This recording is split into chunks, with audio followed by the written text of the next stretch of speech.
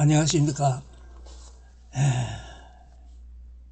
벌써 1월의 절반이 거의 지나가고 있습니다. 오늘도 무척 따뜻한 하루가 되겠습니다. 시작하겠습니다.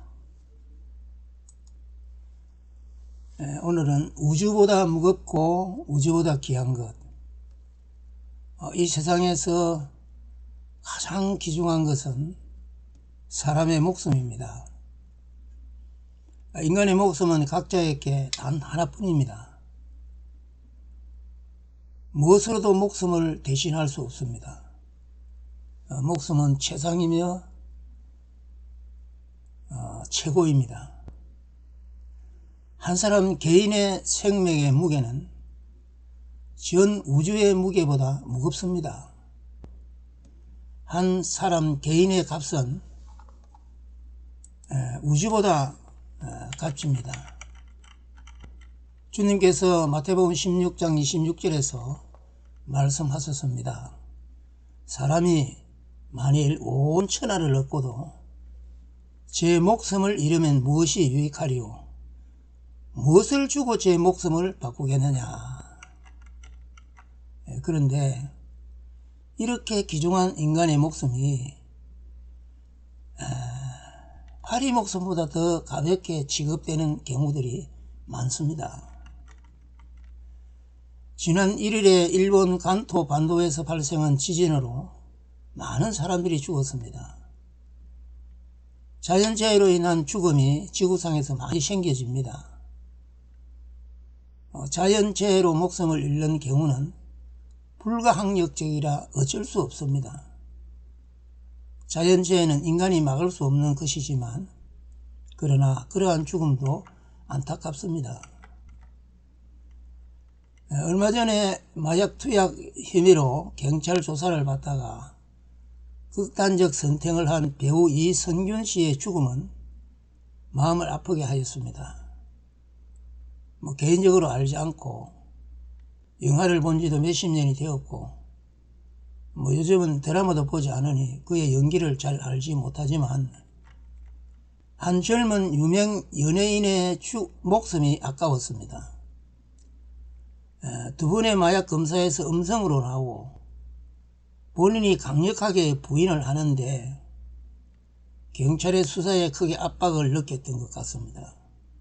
마약 단속도 마약에서 사람의 목숨을 구하기 위함이라면 그것을 단속하면서 사람을 죽게 하였어야 되겠습니까? 얼마 전에 어느 가장이 14살, 12살 남녀를 죽였습니다. 아이들에게 수면제를 먹여놓고 14살 딸을 목잘라 죽이고 12살 아들은 약에서 깨어나 아빠가 자신을 죽이려는 것을 알고 14분 동안이나 살려달라고 예언하였으나 비정한 애비는 아들을 목잘라 죽였습니다. 그 보도를 듣고 악한 애비 때문에 죽은 아이들의 애처로운 죽음이 안타까워 마음이 아팠습니다. 바로 며칠 전에 50대 전과자가 다방 두 곳에 들어가 주인 여자 두 사람을 살해한 사건이 있었습니다. 짐승보다 못한 악한들 때문에 애매한 사람들이 죽었다는 보도를 들을 때 분노가 끓어오릅니다. 목숨을 잃은 사람들과 그의 주변 가족들의 불행과 슬픔이 얼마나 크며 한 사람의 죽음은 살해당한 사람만의 불행이 아니고 그 가족들에게 평생 동안 고통과 아픔을 주는 것입니다. 음주운전으로 사람을 죽게 하는 사고도 종종 일어납니다.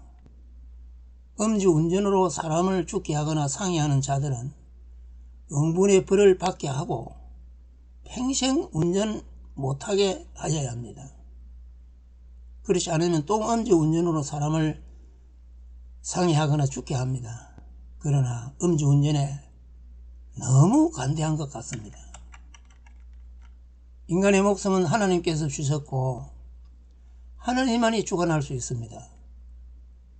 자신도 자신의 목숨을 끊을 권리가 없습니다. 하나님만이 주관할 수 있기 때문입니다. 어떤 경우에서도 인간의 목숨은 존귀하게 보존되어야 합니다. 그런데 존귀한 인간의 목숨이 너무 가볍게 취급당하고 있습니다. 사람을 쉽게 죽입니다. 어떠한 이유라도 사람이 사람을 죽이는 살인 행위는 용서할 수 없습니다. 살인자의 목숨으로 죗값을 치르게 하여야 합니다. 그런데 그러지 않습니다. 하나뿐인 귀하고 귀한 생명을 죽인 살인자가 받는 죗값은 징역 몇 년으로 퉁쳐버립니다. 하나님의 법은 이렇게 말씀합니다. 레위기 24장 17절과 21절에서 사람을 죽인 자는 반드시 죽일 것이요 사람이 만일 그 이웃을 상해하였으면 그 행한 대로 그에게 행할 것이니 파상은 파상으로 눈은 눈으로 이는 이로 갚을지니라. 남에게 손상을 입힌 대로 그에게 그렇게 할 것이며 짐승을 죽인 자는 그것을 물어줄 것이요 사람을 죽인 자는 죽일지니. 사람을 죽인 자는 죽일지니. 성경은 이렇게 말씀하는데 우리나라의 형법은 하나님보다 자비로워서 징역형으로 가볍게 처벌합니다. 죽임을 당한 가해자와 그 가족은 억울해서 어쩝니까? 인간이 하나님보다 자비로울 수 없습니다. 하나님보다 자비로운 것은 죄를 용납하는 것이 됩니다.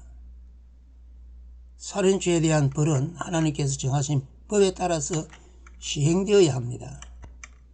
우리나라 교도소에는 지금 59명의 사형수들이 수감되어 있는데 대부분 연쇄살인 또는 대량살인범과 2명 이상을 살해한 살인범들이라고 합니다. 우리나라에는 사형법이 있지만 사형을 집행하지 않은 사실상 사형 폐지 국가입니다. 그 악한 자들에게 국민 세금으로 교도소에서 평생을 편안하게 살게 합니다. 서구의 국가들이 사형법을 폐지하였고 그들이 사형을 반대하니 국제적 외교 강제로 사형을 집행하지 않는다는 말도 있습니다. 서구의 국가들은 인본주의로 하나님을 떠난 사람들의 나라들입니다. 하나님의 법을 따를 때 안전합니다. 사람을 죽이면 자신도 죽는다는 것을 알 때 자신의 목숨을 지키기 위하여서라도 함부로 살인을 할 수 없습니다. 사형제도가 살인 범죄 예방 효과가 있니 없니 떠들어대지만은 그러한 논쟁을 접어두고 살해당한 사람들의 원한을 풀어줘야 합니다. 오히려 사람을 죽인 자를 법으로 사형시키므로 생명의 존엄성을 알게 해야 합니다. 하나님보다 자비로우면 죄를 묵인하는 것입니다. 죄를 조장하는 결과에 이르게 됩니다. 하나님께서 애굽에 살던 이스라엘을 이끌어내어 가나안 땅에 들이실 때 이스라엘이 가나안 땅에 들어가서 기존에 거기 살고 있는 7 족속들을 전부 진멸하라고 하십니다.